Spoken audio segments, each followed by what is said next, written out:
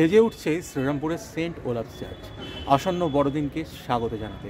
তারই কিছু অংশ এই ব্লগে। তোমরা আসছো তো, আমরা তো থাকছি।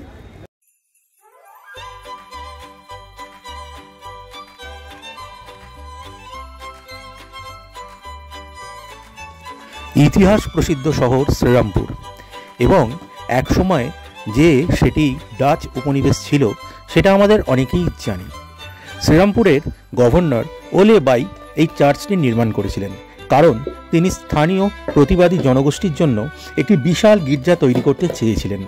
এটি একটি লুথেরান গির্জা হিসেবে নির্মিত হয়েছিল এবং এর নির্মাণ শুরু হয়েছিল 1800 সালে, যার নেতৃত্বে ছিলেন গভর্নর নিজেই। উল্লেখ্য, ওলে বাই কিন্তু আসলে নরওয়ের বাসিন্দা।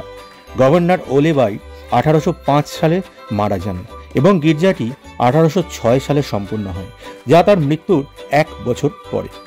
শ্রীরামপুরে ড্যানিশ নাগরিকদের জনসংখ্যা খুবই কম ছিল। সেই কারণেই এই চার্চে কখনোই একজন ড্যানিশ যাজক ছিল না।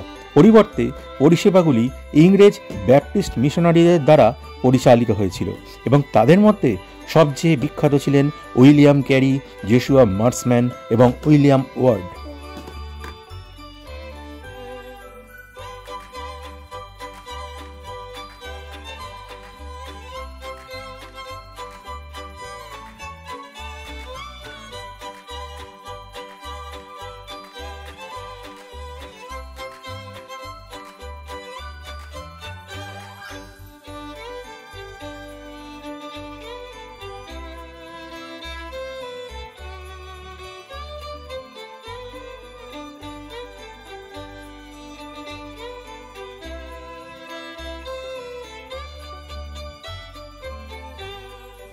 গত বছরের সুন্দর কিছু মুহূর্ত আমাদের ক্যামেরাবন্দি হয়েছিল, তারই কিছু অংশ তোমাদের সাথে ভাগ করে নিলাম।